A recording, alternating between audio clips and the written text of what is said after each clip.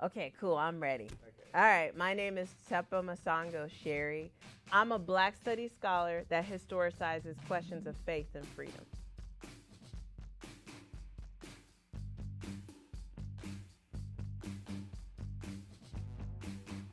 I don't think that we, as people,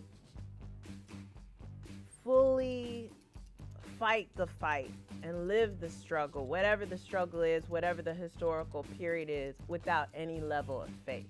It doesn't have to be faith that's rooted in an organized religion, but there's a level of faith that undergirds dealing with the struggle. I love students. They give me life. They do. They ask questions that they may think are simple, but they're complicated and they're important. But I want to know what they're seeking intellectually. And if I can help them figure that out or point them in the right direction. However, I think it's more important for someone to walk away having felt love. If you know that your professor has a level of respect and love for you, you're gonna rise to the occasion. And if you don't, I'm gonna email you. You know, they're trying to have some intellectual development, but they're also trying to figure out who they are.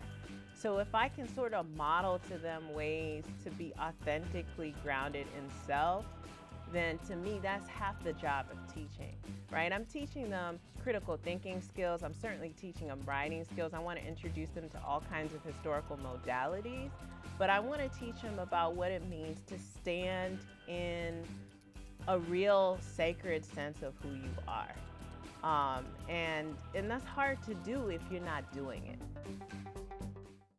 My name in and of itself encompasses so much of my political identity. Tshepo means hope, Masango means gates, and Chéry means dear in French.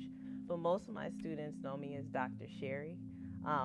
You know, it's kind of a bit of an erasure of my South African identity, but those names are very important. In Sesotho culture, which is an ethnic group out of South Africa where I'm originally from, it says that your name precedes you.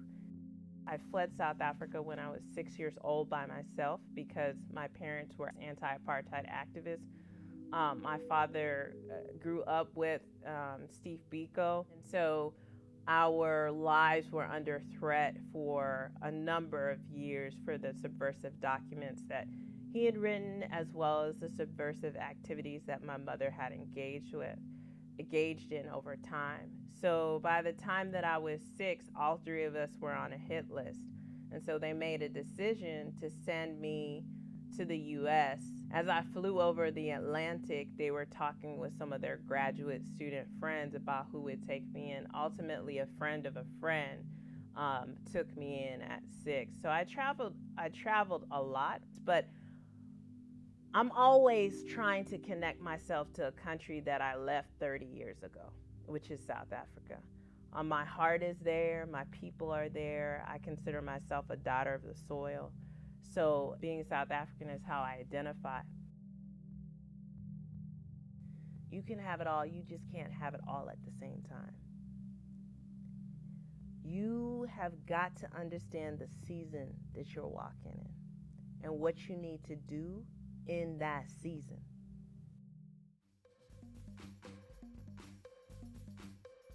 Night. Text. Dang. Both. Depends on the country. If I'm in America, it's coffee, tea in South Africa.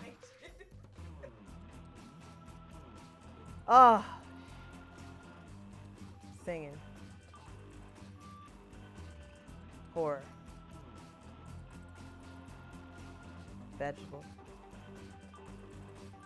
Sneakers all day and high heels.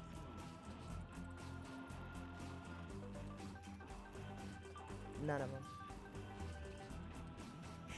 Let's talk about Nina Simone. I'm just saying. You said Beyonce, Solange. What about Nina? Tell us about Nina. I'm just saying, she worked so hard.